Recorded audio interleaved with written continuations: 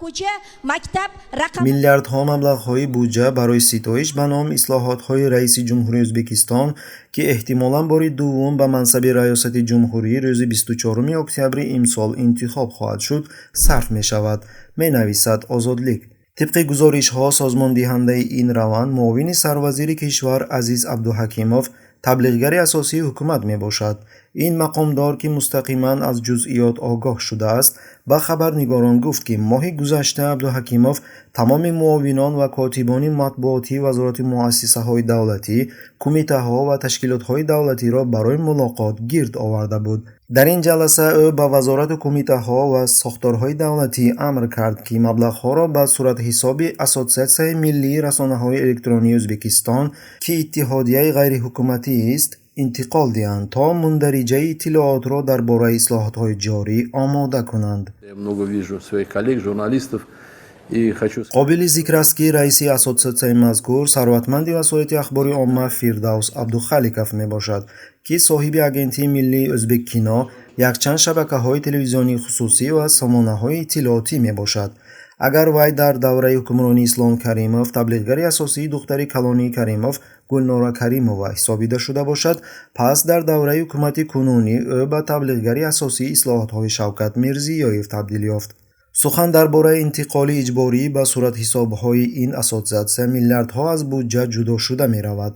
اساسیاسیون ملی رسانه‌های الکترونی ازبکستان از یک طرف و از جانب دیگر مقامات دولتی و بانک‌ها عملی کرده می‌شود.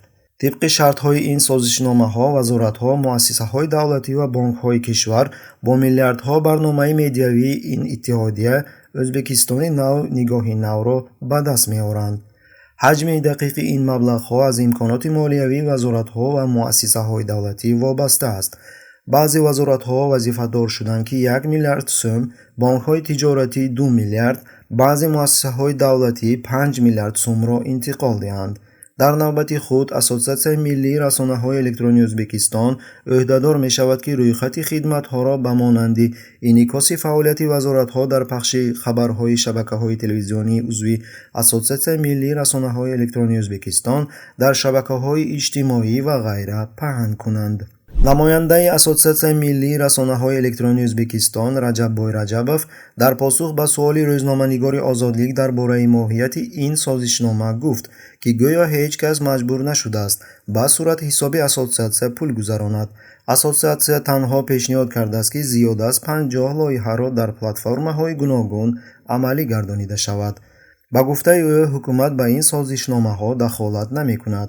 همزمان وی این معلومات را تصدیق کرد که ماه گذشته در جلسه تحت ریاست معاون سروزیر عزیز عبدالحکیموف برگزار گردیده اشتراکچیان مجلس با برنامه مدیوی ازبکستانی نو نگاهی نو شناس شدند. Keyingi 5 yilda aniq biron bir reja nimadan iboratligini ko'rsata olmayotganligini o'zi bilan qarasangizki جالب دقت است که چنین حالتها در کشورهای آسیای مرکزی دائما رخ می‌دهند و تغییریابی رژیم در این منطقه پرینسیپ‌هایی را که در اساس مناسبت‌های بین دولت و جامعه ساخته می‌شوند تغییر نمی‌دهد. با گفته تحلیلگران تغییریابی رژیم در کشورهای آسیای مرکزی طریقت اداره‌کنی را تغییر نمی‌دهد، زیرا سیستم حکومت و الیت در این منطقه بی تغییر باقی می‌مانند.